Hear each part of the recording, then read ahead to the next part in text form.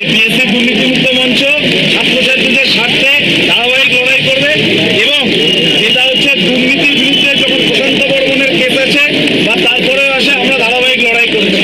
আমাদের আন্দোলনের ফলে অতীতে অ্যান্সার কি পাবলিশ হয়েছে,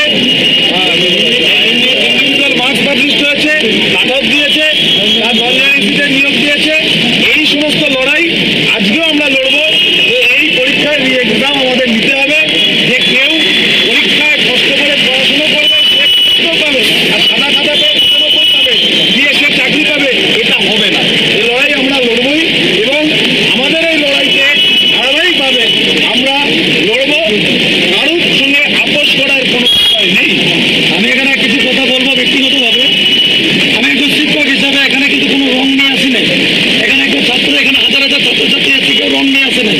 কিন্তু এখানে অনেকজন বলে যে অরাজনৈতিক রাজনীতি। এখানে ইংরেজিটা আজ পর্যন্ত ছাত্রছাত্রীদের সঙ্গে যতবার ছিল কখনো কোনো ছাত্রছাত্রী বলতে পারবে না যে ইংরেজিটা কখনো কোনো পার্টি এই নিয়ে কথা বলেছে। সবসময় অরাজনৈতিকভাবে ছাত্রদের পাশে দেখেছে এবং আমি তার জন্য ইংরেজিটাকে, তার সঙ্গে বিজয়টাকে চিরজীবন আমি স্যালুট করবো এবং আমি যতবার ইংরেজিটা থাকবে ততবার আমি থাকবো।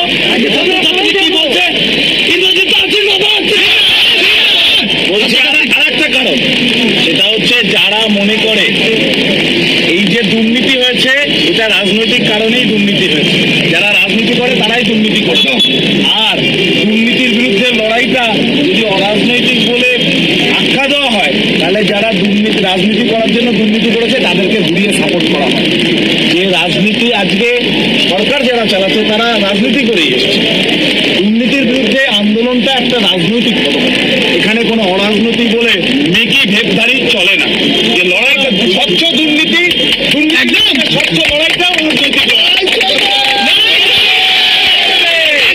বিরুদ্ধে লড়াই চলবে। একদল রাজনীতি করার নাম করে চুরি করবে আর একদল চুরির বিরুদ্ধে রাজনীতি করবে, দুটো এক না। একদম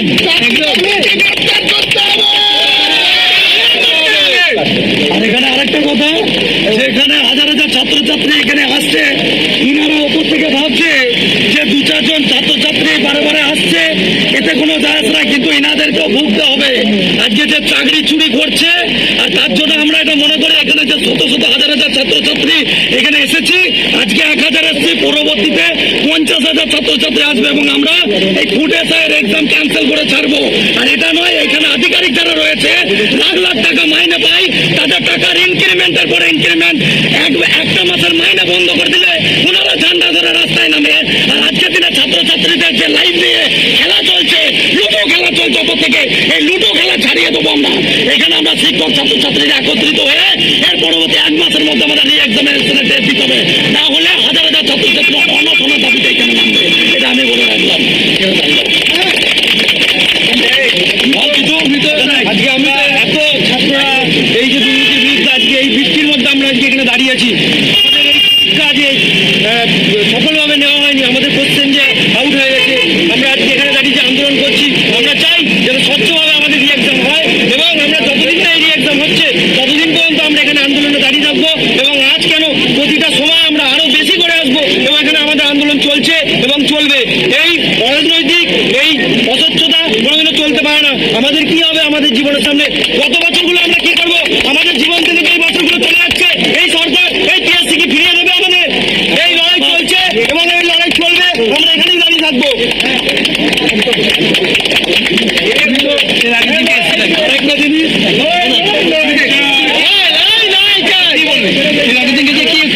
আপনার কি ব্যবহার হচ্ছে?